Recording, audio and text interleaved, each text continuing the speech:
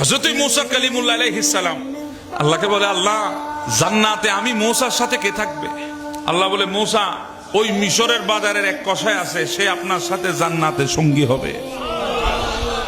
মূসা কালিমুল্লাহ বলে, আল্লাহ আমি পয়গম্বর, আমি নবী, আমি রাসূল, বড় বড় 4টা কিতাবের একটা কিতাব আমাকে দিয়েছেন, এমন তাকত আমাকে দিয়েছেন।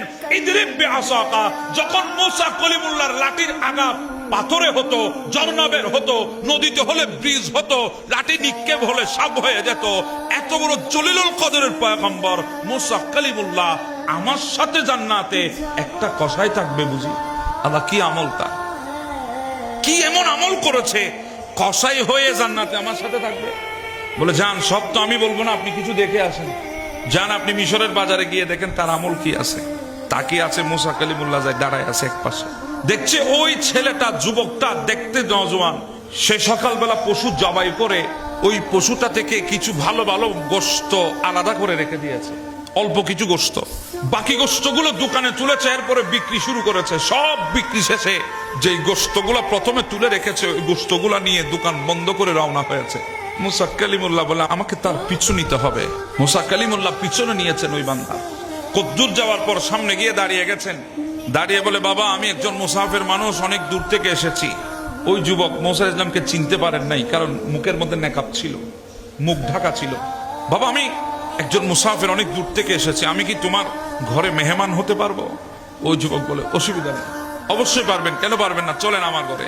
গেলেন ঘরে।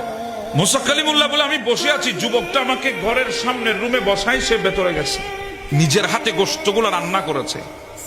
রান্না করার পর একটা বাটির মধ্যে কিছু গোশত নিয়ে কিছু রুটি সেটার মধ্যে ভিজিয়েছে। এরপরে আর একটা কামরায় গিয়ে বাটি নিয়ে গিয়ে একটা মহিলা বিছানার মধ্যে শায়িত ছিল, ওই মহিলাকে বসিয়েছে। বসিয়ে ওই মহিলাকে ওই ভিজানো রুটিগুলা একটা একটা করে দিচ্ছে। ওই মহিলা একটা লোকমা রুটি নেয়, এরপরে ওই যুবকের কানে কানে কি জানি বলে। যুবকও হাসে, ওই মহিলাটাও হাসে। বিজ্ঞ এক মহিলা। মূসা কালিমুল্লাহ আমি পর্দার আড়ালে আমি দেখে আছি। খাওয়ানো শেষ করে যুবকটা কিছু খাবার নিয়ে, গোশত নিয়ে, রুটি নিয়ে আমার সামনে এসেছে।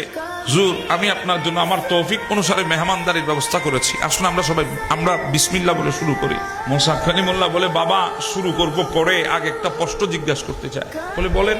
বলে, ঘরের ভিতরে ওই মহিলাটাকে, যাকে তুমি একটা একটা করে বিজানোর রুটি খাওয়াইছো, খাওয়ানোর পরে ওই মহিলা তোমার কানে কানে কি বলে আর তুমি মুচকি মুচকি হাসো, কারণ কি?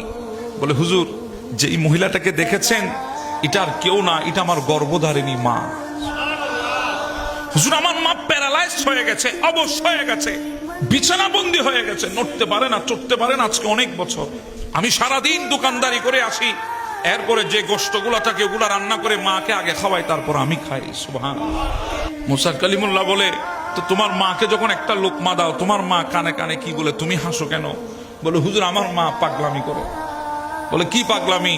বলে, আমি যখন একটা রুটির লোকমা আমার মাকে খাওয়াই, প্রত্যেক দিন আমার মা একটা লোকমা খাওয়ার পর আমাকে কানে কানে বলে, বাবা আমি আল্লাহর কাছে দোয়া করছি, আল্লাহ যেন তোকে জান্নাতে মূসা কালিমুল্লাহর সঙ্গী বানিয়ে দেয়। সুবহানাল্লাহ।